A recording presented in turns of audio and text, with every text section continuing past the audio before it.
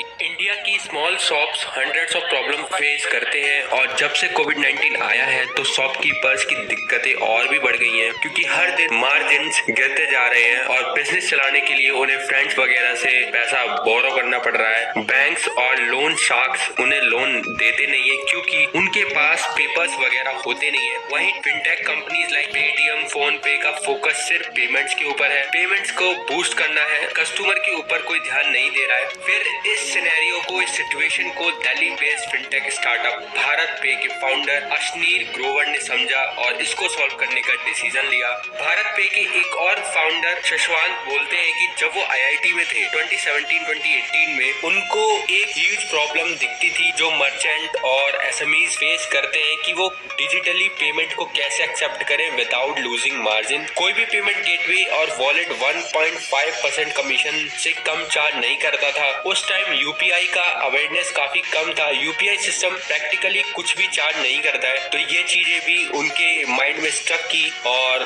उन्होंने सोचा कि एक ऐसा प्रोडक्ट बनाएंगे जो यूपीआई को लेवरेज देगा ताकि मर्चेंट्स को कोई भी चार्ज पे ना करना पड़े और अपने प्लेटफॉर्म को मोनेटाइज करेंगे थ्रू द फाइनेंशियल प्रोडक्ट। ऊपर से अक्टूबर 2020 में आरबीआई ने इंटरऑपरेबल क्यूआर कोड को शिफ्ट करने का बोला। मतलब अपने ब्रांड्स खुद का क्यूआर कोड यूज करते थे, लेकिन आरबीआई ने बोला ऐसा क्यूआर कोड बनाओ ताकि सारे यूपीआई एक्सेप्ट हो सके, सभी अदर कंपनी की तरफ से भी यूपीआई एक्सेप्ट हो सके। तो शाश्वत ने इसका सोल्यूशन भी ढूंढा कि एक ऐसा क्यूआर कोड बनाएंगे जिससे सारे पेमेंट ऐप यूज कर सके। शाश्वत को नहीं पता था कि इन सब चीजों को कमर्शियलाइज कैसे करें। तो वहीं अशनीर ग्रोवर की एंट्री हुई as a senior IIT Delhi में। शाश्वत के पास टेक स्किल्स थी, ग्रोवर के पास sense of strategy and execution था। फिर वहीं से भारत पे का बॉन्ड हुआ। शाश्वत ने ड्रॉप आउट किया आईआईटी को भारत पे के लिए। ग्रोवर ने 7 साल कोटक इन्वेस्टमेंट बैंकिंग में काम किया था, जहां ग्रोवर को सिखाया गया था कि बिजनेस को कैसे बिल्ड करें बिल्कुल स्क्रैच से। ग्रोवर ने नियरली 2 ईयर अमेरिकन एक्सप्रेस में भी काम किया था, जहां पर वो हंड्रेड्स ऑफ फाउंडर से मिले थे जो कि पेमेंट इंडस्ट्री से ही थे। तो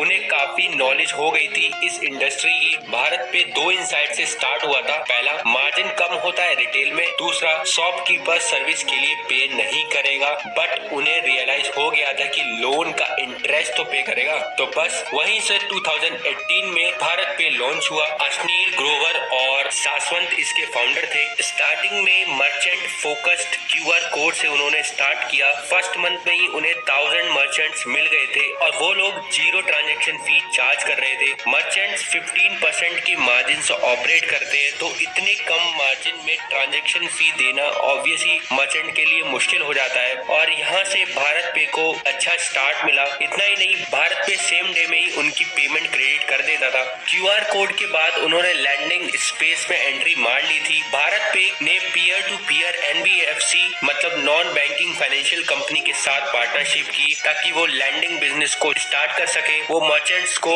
2000 से 7 लाख तक का लोन देते थे 12 मंथ्स के लिए, 2% इंटरेस्ट एवरी मंथ के हिसाब से। मर्चेंट्स की क्रेडिट हिस्ट्री, ट्रांजैक्शन हिस्ट्री को देखकर उनके हिसाब से उनको लोन दिया जाता था। भारत पे का लोन रिकवर रेशो 96% तक का है। अगर कोई डिफॉल्ट भी करता रहे तो जब मर्चेंट पेमेंट एक्सेप्ट करते रहे तो भारत पे उस पेमेंट का एक पार्ट डिडक्ट करके मर्चेंट के अकाउंट में वो क्रेडिट करते रहे, जिससे उनका अमाउंट भी रिकवर होने लगता है। 2018 में जब वो पैसा रेज करने का ट्राई कर रहे थे तो कई लोग बोलते थे कि पेटीएम, फोन पे से ट्राई करना चाहिए आपको। उनका कहना था कि वो लोग क्यूआर कोड कंपनी नहीं है। अशनीर बोलते हैं कि हमने फैमिली और फ्रेंड को कन्विंस किया और हमने 1.92 करोड़ अपने बिजनेस को बिल्ड करने में डाले, जिससे काफी सारे रिटेलर्स को हम साइन अप करवा पाए। और हमें एक डेटा चाहिए था लैंडिंग बिजनेस को स्टार्ट करने के लिए, वो हमें डेटा मिला। 2019 में भारत पे ने $15.5 मिलियन रेज किए इनसाइड पार्टनर सिकोया और बी नेक्स्ट की तरफ से, जिससे उन्होंने अपना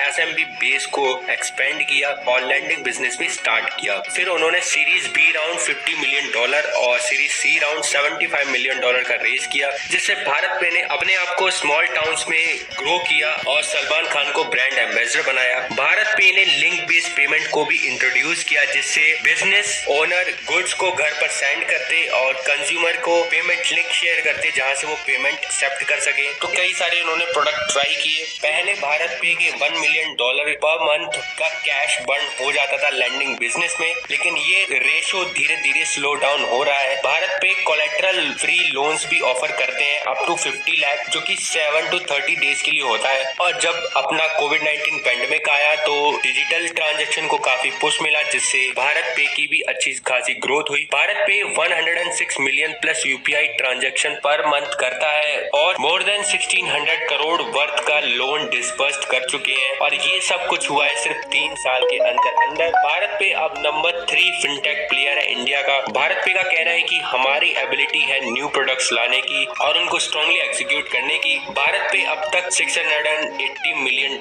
रेस कर चुके हैं अपने 9 राउंड्स के अंदर। भारत पे ने अभी $370 मिलियन रेस किए अपने फ्रेश फंडिंग राउंड में टाइगर ग्लोबल मैनेजमेंट से, जिससे भारत पे की टोटल वैल्यूएशन $2.85 बिलियन हो गई, जिससे भारत पे इंडिया के यूनिकॉर्न क्लब में शामिल हो गया और वह एक यूनिकॉर्न स्टार्टअप बन गए। भारत